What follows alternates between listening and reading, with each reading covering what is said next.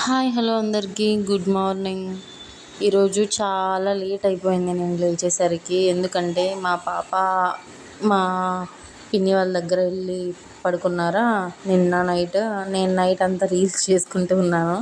Night 1 వరకు reels చేశాను. ఇంకా మార్నింగ్ అసలు లేవలేకపోయాను అనమాట. అందుకే ఈరోజు చాలా లేట్ అయిపోయింది. లేవగానే బ్రష్ చేసేసి ఇల్లంతా ఊడ్చేసుకుంటున్నా. చాలా అంటే చాలా పని ఇంకా అలాగే మిగిలిపోయింది. ఏ చిన్నోడా ఇక్కడ రారా. అంతా ఇల్లంతా ఊడ్చేసి ఇంకా చాలా పని ఉంది. లేట్గా లేవడంతో ఈరోజు చాలా అయితే వర్క్ అయితే ఉంది. ఇంకా ఇప్పుడు సామాన్లన్నీ కడగాలి. ఇంకా సామాన్లు కూడా నైట్ అన్నీ అలాగే ఉన్నాయి. కడిగిట్లా నైట్ అంతా రీల్స్ చేద్దాం త్వరగా అనుకున్నాను, కానీ కొంచెం లేట్ అయిపోయిందనమాట. అందుకే రీల్స్ చేసుకుంటూ నైట్ లేట్ అయిపోయింది. కడగలేదు సామాన్లు. అందుకు పొద్దున్న కడిగేసి అట్లా సింక్ అన్నీ కొంచెం క్లీన్ చేసేసుకొని వెంటనే అలా చేసుకుంటూ ఉన్నాను. మా చిన్నోడైతే అక్కడే తినేసి వచ్చింది ప్రస్తుతానికి. ఇంకా ఇప్పుడు వచ్చింది ఇంటికి.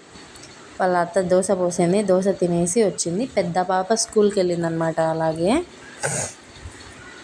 నేను ఇంకా వంట చేయాలి. ఇంకా సామాన్లు అయిపోయింది, సింక్ అయిపోయినాయి, అన్నీ అయిపోయినాయి.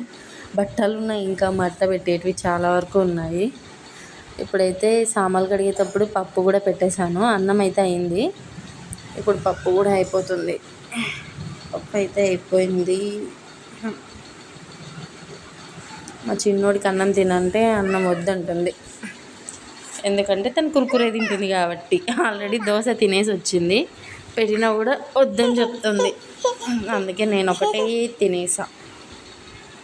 బట్టలు ఉన్నాయి, బట్టలు ఉతకాలి. ఇంకా తినేసా కదా, ఇంకా బట్టలన్నీ ఉతికేసి నీట్గా వాష్ చేసేసుకొని మధ్యాహ్నం మళ్ళీ పాప దగ్గరికి క్యారీ తీసుకొని వెళ్ళాలి.